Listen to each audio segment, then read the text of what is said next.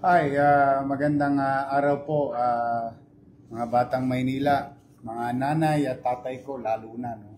At sa ating mga lolo't lola, mga minamahal kong senior citizen at binabati ko rin ang lahat ng mga dumadako at dumadaan or traversing the city of Manila, particularly kayo. No? As you all know, meron pong isang video, maraming salamat sa ating netizen. I think he is a vlogger. He or she is a vlogger. No? Ang pangalan niya, Reklamador Vlogger. Hoy, maraming salamat sa iyo. Natutulungan mo ang pamahalaan na magbuti sa aming trabaho. Dahil si Reklamador Video may shinare na video. Napakaganda naman po. Natutuwa ho kami kasi at least sa pag-post ninyo, nakikita namin ang mga mukha ng mga suspect o ng mga tulongges o dahil dyan, napapabuti ang lahat. Gusto ko lang i-share. Itong isang kahapon, nahuli na natin yung gumawa ng krimen nung Mayo pa. Nung Mayo pa ginawa. Dahil doon sa isang vlogger din na pinost, nahuli na yung suspect kahapon. In fact, nanawagan ako kahapon na kung po pwede yung biktimang truck driver mag-complain. Which, nag-complain na. Kahapon, nag-complain na. Maraming salamat. Kailangan nyo po kasi mag-pursue ng complaint. Kami naman, nuhulihin namin sila. Minsan, napapalo ko lang sa kamay kapag walang complainant. Pero pag may complainant, di mas maganda, mas mabilis po makakamit ang hustisya. Pero isi-share ko lang po yung video. Ito po yung video. Galing po ito kay Mayor Samonte. Hindi ko po ito cellphone. Napakaganda na cellphone niya. Ako, iPhone 15 pa yata cellphone ko. Anyway, ito po yung video na pinost.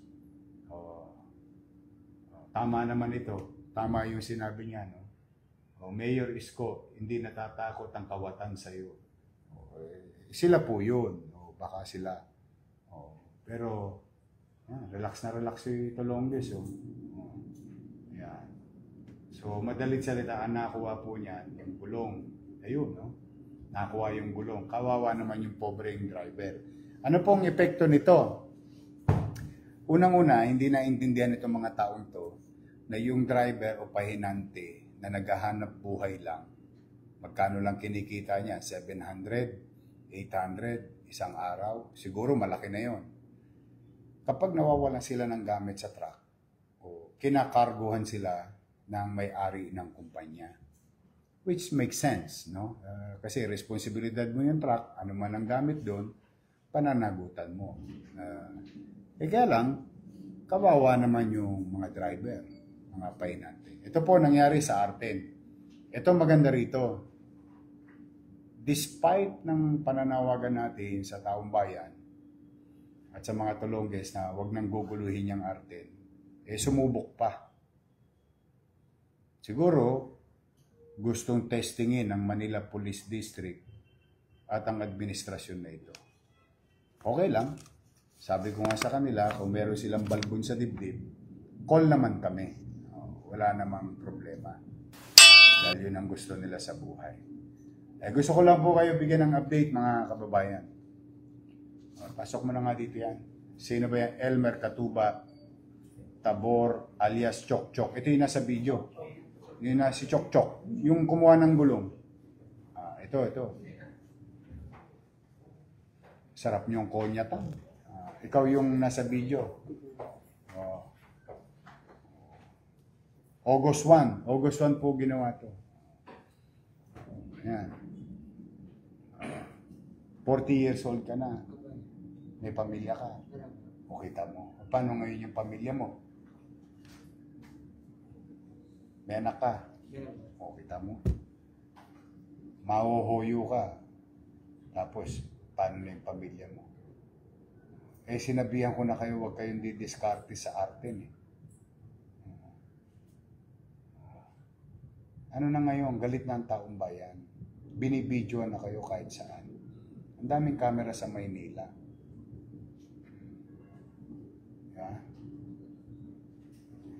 talaga. Ang inaapi ninyo, kapwa nyo rin mahirap. Kasi ang tinatamaan doon, driver, pahinante. Kayo talaga, oh. Taga-Imelda ka? Oo. Taga sa atin ka pa. Diba, nananawagan naman ako lagi na huwag na kayong didiskarte.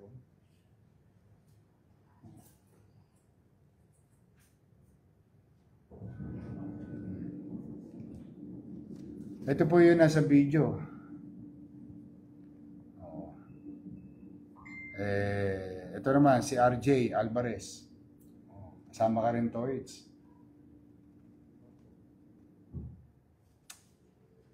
Ay, nako. Kamukha mo pa naman si Soren Legaspi. Soren ba pangalan mo? Oo, pala yun. Malamang pinangalan ng nanay mo na kasi malamang kamukha mo si Soren. May tsura ka pa naman. Sputnik kayo pareho. Nahuyo na kayo dati. Isang beses. Pangalawa to. Ano sentensya mo nung nakaraan? Hindi lang po, reglo po. Reglo yung ano. Tigilan nyo na yan. May gobyerno na sa Maynila. Sayang eh, nakakapanginayang eh. Ang gaganda pa naman ng katawan nyo. Pwede pa naman dumiskarte sa iba. Pwede yung asset ng pulis to eh. Sa totoo lang. Kung katulad yung ginawa natin mga tolongges, ginawa nating asset. Di ba, lalaki na ng mga bata. Tataba na nga ngayon. Dati, Solvay lang tinitira eh. O ngayon, pa-Jollibee na. Yung mga kinuha natin sa Recto, andun kay Jerry, mga taga sa atin din. Parang ganito pa yung tsura nung nakuha ko dati. Pero ngayon, mga mama na, magaganda na yung tsura eh. Sa totoo lang. Ito, si Mark Kevin. Ano mo si Cesar Chavez? Wala naman. Taga Bicol ka ba? Oo, kamag-anak mo si Cesar Chavez. Oh, Chief of Staff.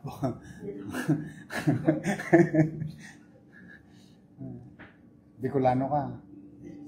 Pero lahi mo, Bicol.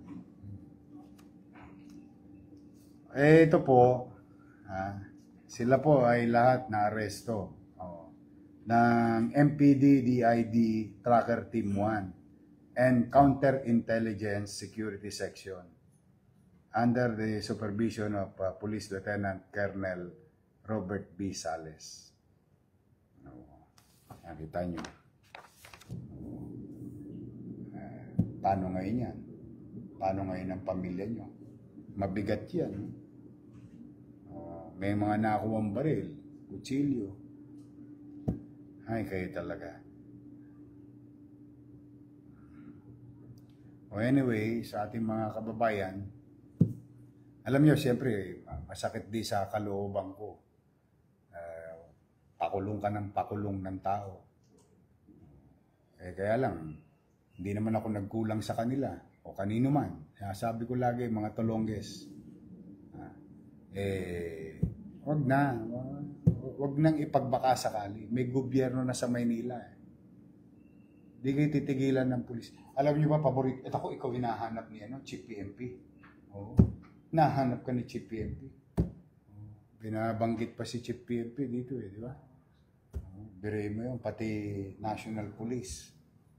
Hinahanap kayo. Hindi talaga matatapos yan. Sayang naman. Ikaw may anak ka na rin. Wala pa. Wala ka pang pamilya. Wala pa. Ikaw?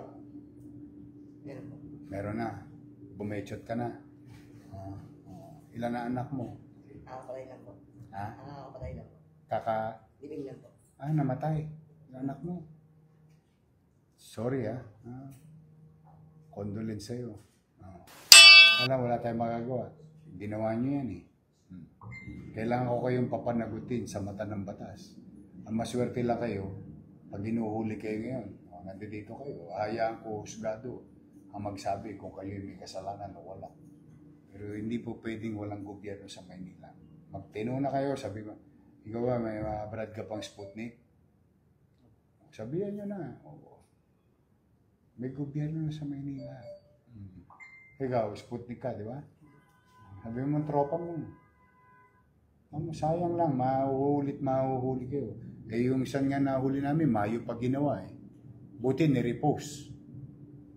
Nirepost ng mga sa social media. Nakita namin mga, o kahapon, nandito. Nakalawit din. Tigilan nyo na yan. Wala. Magkano lang? Magkano isang gulong? Magkano mo na isalya? 2.5 po. O, kita mo? 2.5. O, kumakulong ka. Ano sentensya ng illegal possession? 20? 8. 8-12. Minimum 8. Magkano? 2.5. Eh, pagkabalisong, pag kutsilyo, ganun din. Mas mababa konti. Magbago na kayo. Wala talaga. Walang mangyayari kasi may gobyerno sa Maynila. Sabihin nyo na yan sa tropa ninyo. Pinagbubuti ko nga ang trabaho ko para maiayos ang pamilya nyo.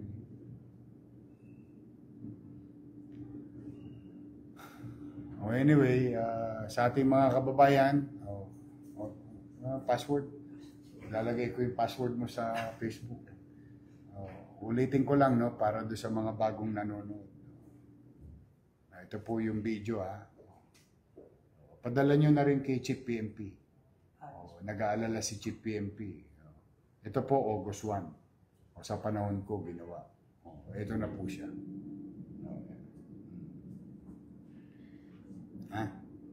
Sabihan nyo lang si Chief, case resolved. Kaya ako naman, payo ko sa inyo, wag na. Tigilan nyo na yung R10. Sa mga kababayan natin, sa lungsod, kung kayo may mga kilala rito, you can go, katulad nung kahapon, nanawagan kami, yung truck driver, ngayon kinasuhan na. Nag-file ng complaint. You file complaint. Pumanatag ko kayo, mga batang Maynila, at mga taong dumarako sa Maynila. We'll do our best. I always believe in our Manila Police District. We're gonna do our job. Katulad ng pangako ko sa inyo, maaaring hindi ko sila mapigilan gumawa ng mga krimen o katulonggisan. But we guarantee you, when they do it in Manila, tatalo pa namin ang buong bansa, mahanap lang sila para mapapanagot sa mata ng batas at justisya. Yan ang guarantee namin sa inyo, mga batang Maynila at mga dumarako sa Maynila. So muli po, mga kababayan, ito na po sila. At kay, sinulit yun, si Reklamador Vlogger, good job. Galingan nyo pa. Pag kayo may nakikitang alingas-ngas, videohan nyo, padala nyo sa amin, aaksyonan natin. So muli, mag-ingat po kayo, magandang araw. Manila, God first. Thank you.